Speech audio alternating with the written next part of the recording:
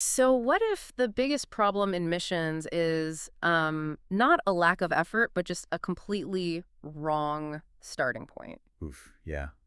That is the question, isn't it? Right. I mean, welcome to the deep dive, everyone. We are really glad you're here. Today, we are unpacking something that is, well, it's pretty provocative. It really is. It gets right to the root of why so many organizations are just entirely burnt out. Exactly. We're looking at this fascinating source text called The Mission That Started Before the Church.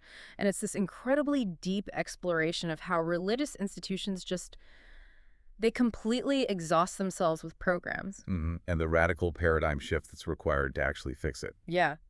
So the mission of our deep dive today for you listening is to really deconstruct this assumption, this idea that human beings somehow like invent mission. Right, like it's our job to manifest it out of thin air. Exactly. And we're going to explore how shifting your perspective to joining an already moving mission can, totally rescue organizations from that burnout. Okay, let's unpack this because I have an analogy. Oh, I love your analogies. Let's hear it. Okay, so imagine a marketing team, right? And they are locked in this windowless conference room at like midnight. It's miserable already. Right. They're exhausted. They're running purely on fumes and stale coffee. And they are frantically scribbling on whiteboards, arguing over demographics, just pulling their hair out, trying to invent a completely original, foolproof product from absolute scratch. Okay, I can picture it. And the pressure is just crushing because if they don't invent this thing by morning, the whole company goes under. And here's the tragedy. The tragedy isn't their lack of effort. Right. The tragedy is that they are completely unaware that their CEO has already launched a wildly successful, globally integrated campaign. Like the product already exists. Oh, wow. Yeah, the momentum is already there. All that team actually had to do was walk out of the room, look at what was already moving, and just plug their skills into it. And that is just such a profound disconnect, this sheer tragic waste of energy from trying to originate something that, you were really only ever meant to join. And that's exactly what we're examining today. It's not just about religious strategy either.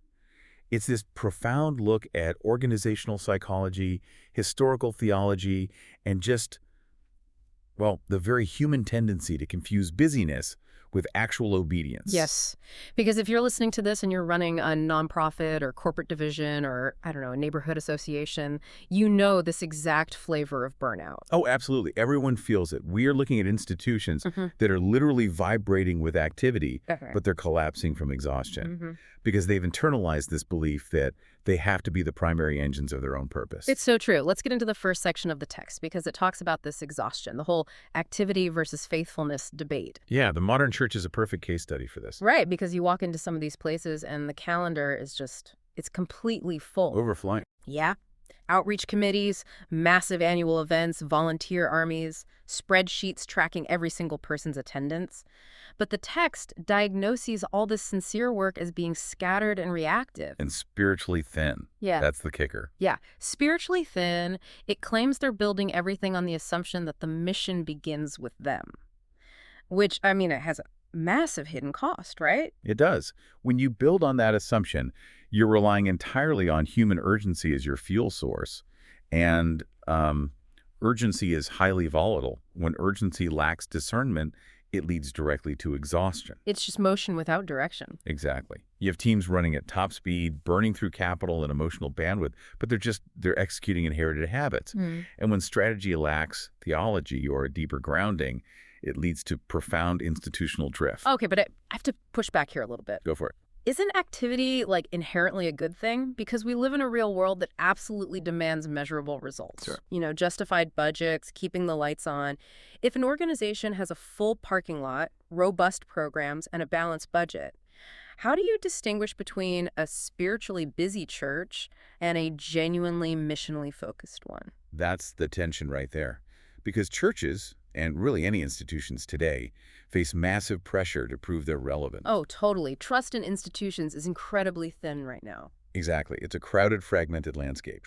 So the institutional reflex is to prove value through sheer volume. If we're busy, we're relevant. Which means we're faithful. Right. But the danger there is that attendance becomes the scoreboard. and events just become this cheap substitute for actual presence. Wow, so the metrics themselves become the mission. Yes, and it forces this wedge between popularity and faithfulness. You get fragmentation disguised as productivity. I want you to really think about that for you listening. Think about your own workplace or personal projects. How often do you mistake motion for It's just progress? so easy to do. It is. How often do we build our strategies around just habit rather than actual purpose? We hit the engagement numbers, but did we advance the core reason the organization even exists? Usually the answer is no. Right. And if starting with us is the wrong framework, we really need to know what the right framework is, which leads us to the core theological shift in the text, Yes, the concept of Missio Dei. the mission of God. Exactly. The central thesis here is that mission originates in God, not the church. The church doesn't create the mission. It joins a mission that is already in motion. And here's where it gets really interesting. Oh, here we go. Think about a surfer, right? The modern hyperactive institution is basically a surfer trying to manufacture waves in a municipal swimming pool. Splashing around with a kickboard. Yes, splashing frantically, exhausting themselves trying to create enough water displacement to stand up and ride. But the Missio Dei paradigm is telling the surfer to get out of the pool, walk down the beach, and paddle out into the ocean. Because a surfer doesn't generate the wave. Exactly. They study the ocean, they wait for the wave, and they ride it. What's fascinating here is the theological nuances of this, what the text calls the Trinitarian shape of mission. Okay, break that down for us. It's this beautiful architectural flow. The Father sends the Son, so the incarnation itself is mission. Then the Father and Son send the Spirit, which is the empowering witness at Pentecost. Right. And finally, the triune God sends the church. It's this closed, eternal loop of energy. When mission is detached from God's character, it becomes something we do for God rather than something we receive from God. Which is why this is so confronting for institutions, right? Oh, absolutely. Right. When an institution accepts that it's just a participant rather than an originator, it exposes all those hollow manufactured programs. The pool splashing. Exactly. But at the same time, it is incredibly liberating. It completely removes the burden of having to invent the universe from scratch. You don't have to carry the cosmos on your shoulders. Right. The engine is already running. You just have to act as a gear and connect to the drive shaft. That is so freeing. But if this Missio Dei has always been the plan, where is the actual proof of that? Well, the text takes us on this massive journey through the historical storyline of the Bible to prove it. Right, from Genesis to Acts. So let's look at that blueprint. The text argues that God's heart has been directed outward from the very beginning. Starting right with Genesis and Abraham. Yeah. In the ancient Near East, deities were super tribal, but Abraham's covenant was entirely different. It was global. He was blessed so that all the families of the earth would be blessed. Which leads to this incredible quote from the text. Election is not a wall, it is a conduit. That is such a powerful image. It really is, because human nature, whenever an institution hears they are chosen, they immediately build a wall. They hoard the privilege. They confuse fidelity with inwardness. Exactly. But a conduit exists to direct water outward, and we see this with Israel too, right? Yes, Israel was called to be a kingdom of priests. And a priest's job is to mediate. It's inherently missional.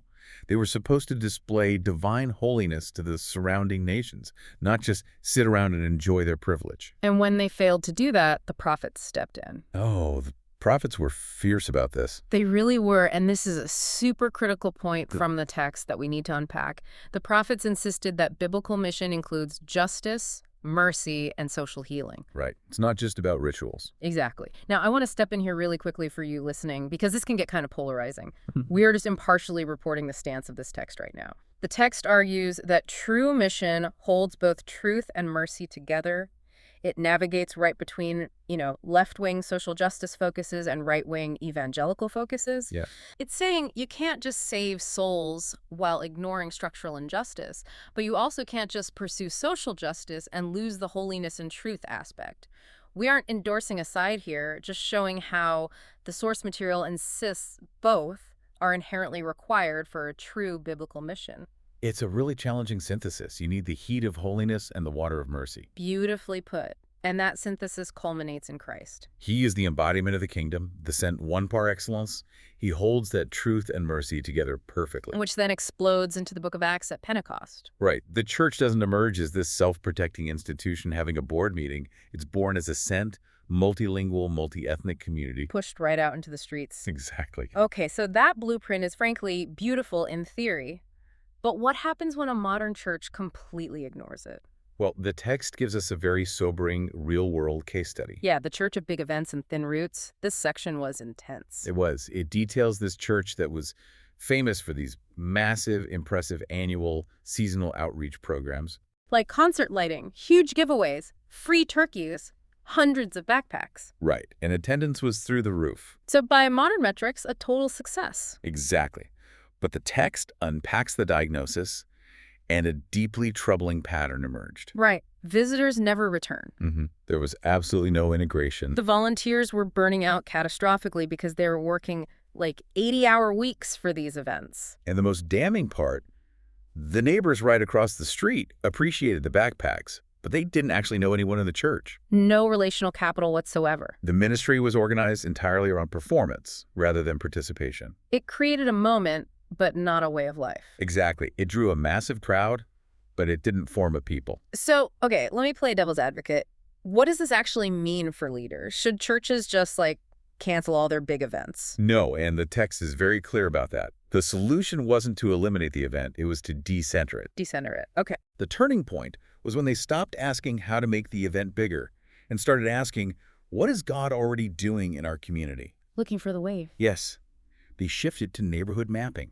They started figuring out who actually lived around them. Treating the neighborhood as an ecosystem, not a demographic. Exactly. They made their small groups outward-oriented. They started seeing ordinary life, the school drop-off line, the workplace break room, as the actual mission field.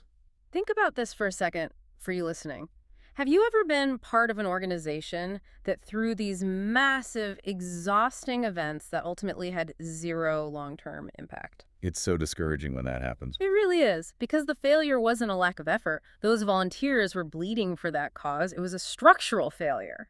And to fix that, the text outlines some really practical implications for leadership design. Let's get into those, because rewiring an institution is not easy. No, it's incredibly difficult. A theology of mission that starts with God reshapes everything. It changes how leaders discern priorities, and really importantly, how they interpret fruit. Right, because human urgency demands graph going up and to the right. But faithfulness isn't always dramatic. The text argues that crucial missionary work is slow, relational, and usually completely hidden. Like cultivating trust with a skeptical neighbor over 3 years. You can't put that on a quarterly spreadsheet. No, the spreadsheet doesn't know how to value that. Yeah. But it's essential. It also changes how we view geography. The neighborhood isn't a backdrop, it's the field of concern. As the text says, mission is not only there, but here. Which totally challenges the romanticized view of flying to another continent for mission work. If your mission doesn't include the people you share a property line with, it's flawed. And this also completely changes the concept of worship, which was a huge aha moment for me. Oh, the furnace metaphor. Yes. The text says, worship is not the pause between missions activities. Worship is the furnace in which missionary identity is forged. It's such a striking phrase. It really is. Because most places treat their gatherings like a showroom. Perfect lighting, flawless music, consumer sits comfortably and leaves impressed. But a furnace is hot. It has friction.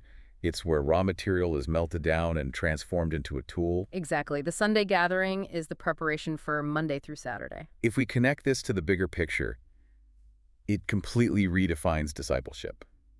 How so? Well, it's no longer about producing religious consumers or just mere learners who know a lot of theological trivia. It's about forming sent ones. Preparing people to live as resilient witnesses in the real world. Right. But practically, how does a leader actually implement this without completely crashing their current system? Right. Because if you just walk in and shut everything down, you're going to get fired. Oh, absolutely. There'd be a mutiny. That's why the final portion of the text is so valuable. It provides a highly specific, actionable workbook for leaders to audit their operations. The actionable leader section. I love this part. It bridges the gap between high theology and daily reality. So let's dive into these audits. The first one is the audit for mission drift. This one is ruthless. It asks you to evaluate every ministry and ask, if this program disappeared tomorrow, what spiritual loss would actually occur? Wow, that cuts right through the institutional sentimentality. It really does, because is it forming sent disciples or is it just producing consumers? If it's just a routine with no spiritual value, it's just clutter. Yeah, inherited clutter. Then there's the priority filter. Mm-hmm. Before accepting any task, you have to ask, does this align with God's mission? Does it create disciples? Can it be simplified or deleted? It really stops that yes reflex. And then they suggest organizing by context. Right, moving away from abstract lists to contextual tasks like calls to make while commuting or neighborhood presence. It grounds the anxiety into manageable reality. But the crown jewel, the absolute best part of this is the mental bandwidth audit. It is so therapeutic. It really is. Leaders are instructed to capture every single open loop in their brain. The tasks they're avoiding, the untested ideas, the leaky roof, the emails. You dump it all out. And then you ask the devastating filter question. Is this a real calling or inherited pressure? Oof. I mean, think about that, listener. Whether you are managing a church, a business, or literally just your household, look at your to-do list. Are you carrying that project because it's essential or because you're afraid of disappointing someone? How much of your stress is just artificial pressure? Identifying that is the ultimate goal of these exercises, moving from task to legacy. Yes. Identifying actions that strengthen long-term faithfulness over short-term productivity. And the text proposes practicing long obedience over 30 days. Right. Tracking specific questions every week for a month. Where did I see God at work? Where did I try to force my own results? It rewires your neural pathways. Exact. Man, we have covered a massive amount of ground today. We really have. We started with the sheer exhaustion of human-invented programs, right? That claustrophobic conference room. Mm-hmm. Then we moved to the Trinitarian origins of Missio. We traced the biblical timeline from Abraham to Acts. We looked at the pitfalls of event-based, thin-root ministry. And we finished with practical steps to audit our leadership. It is a massive journey. But as we bring this deep dive to a close, I have a final provocative thought inspired by the end of the text, and I want you, listening, to really mull this over. Let's hear it. The text says that the mission that started before the church will continue even after the church has completely forgotten itself. Wow. God's redemptive purpose is larger than our structures. So whatever organization you are building or leading right now, ask yourself, are you trying to control the outcome and claim the glory? Or are you willing to embrace the obscure, slow, hidden work of simply being a faithful participant in a story that is so much bigger than you? That is the ultimate dividing line. It really is. Thank you so much for joining us today. Keep an open, curious mind because it really is the best way to keep learning. We'll see you next time.